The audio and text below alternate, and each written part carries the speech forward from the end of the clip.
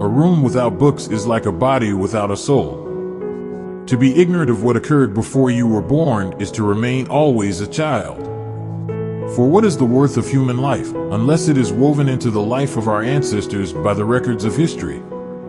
If we are not ashamed to think it, we should not be ashamed to say it. Friendship improves happiness and abates misery by doubling our joys and dividing our grief. Gratitude is not only the greatest of virtues, but the parent of all others. For there is but one essential justice which cements society, and one law which establishes this justice. This law is right reason, which is the true rule of all commandments and prohibitions. Whoever neglects this law, whether written or unwritten, is necessarily unjust and wicked. Not to know what has been transacted in former times is to be always a child. If no use is made of the labors of past ages, the world must remain always in the infancy of knowledge. The authority of those who teach is often an obstacle to those who want to learn. Dum spiro, spiro. For books are more than books, they are the life, the very heart and core of ages past, the reason why men worked and died, the essence and quintessence of their lives. The life given us, by nature, is short, but the memory of a well-spent life is eternal.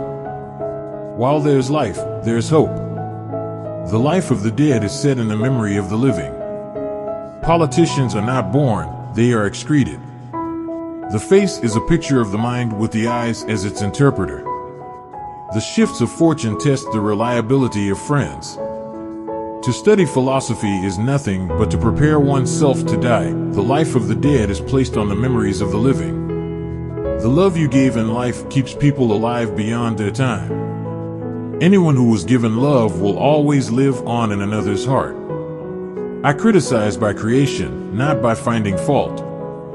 It is not by muscle, speed, or physical dexterity that great things are achieved, but by reflection, force of character, and judgment. What is morally wrong can never be advantageous, even when it enables you to make some gain that you believe to be to your advantage. The mere act of believing that some wrongful course of action constitutes an advantage is pernicious. We must not say every mistake is a foolish one. It is foolish to tear one's hair in grief, as though sorrow would be made less by baldness. It is a great thing to know your vices. I am not ashamed to confess I am ignorant of what I do not know. A happy life consists in tranquility of mind. Your enemies can kill you, but only your friends can hurt you. The enemy is within the gates. It is with our own luxury, our own folly, our own criminality that we have to contend. Our span of life is brief, but is long enough for us to live well and honestly. Freedom is participation in power. Knowledge which is divorced from justice may be called cunning rather than wisdom. The function of wisdom is to discriminate between good and evil. Law applied to its extreme is the greatest injustice.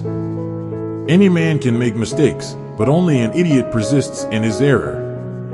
Though silence is not necessarily an admission, it is not a denial either. Never injure a friend, even in jest. Nemo est catibi sapientius suader apposite te ipso, nunquam labora, site audis. God's law is right reason. When perfectly understood, it is called wisdom. When applied by government in regulating human relations, it is called justice. It is the peculiar quality of a fool to perceive the faults of others and to forget his own. To be content with what we possess is the greatest and most secure of riches. Ability without honor is useless. A friend is a second self. What one has, one ought to use, and whatever he does, he should do with all his might. Time obliterates the fictions of opinion and confirms the decisions of nature. A mind without instruction can no more bear fruit than can a field, however fertile, without cultivation. We are bound by the law, so that we may be free. Diseases of the soul are more dangerous and more numerous than those of the body. We must not only obtain wisdom, we must enjoy her. Freedom is a possession of inestimable value. Few are those who wish to be endowed with virtue rather than to seem so. Hours and days and months and years go by, the past returns no more, and what is to be we cannot know, but whatever the time gives us in which we live, we should therefore be content. Nothing stands out so conspicuously, or remains so firmly fixed in the memory, as something which you have blundered. Sed nescio quo modo nihil tam absurd dici potus quod non dicator ab aliquo philosophorum. There is nothing so absurd, but some philosopher has said it. Men decide far more problems by hate, love, lust, rage, sorrow, joy, hope, fear, illusion, or some other inward emotion than by reality, authority, any legal standard, judicial precedent, or statute. To teach is a necessity, to please is a sweetness, to persuade is a victory. Dogs wait for us faithfully. Cultivation of the mind is as necessary as food to the body. Trust no one unless you have eaten much salt with him. Endless money forms the sinews of war.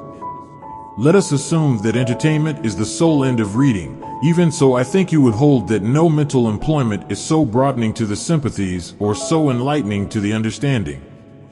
Other pursuits belong not to all times, all ages, all conditions, but this gives stimulus to our youth and diversion to our old age. This adds a charm to success and offers a haven of consolation to failure.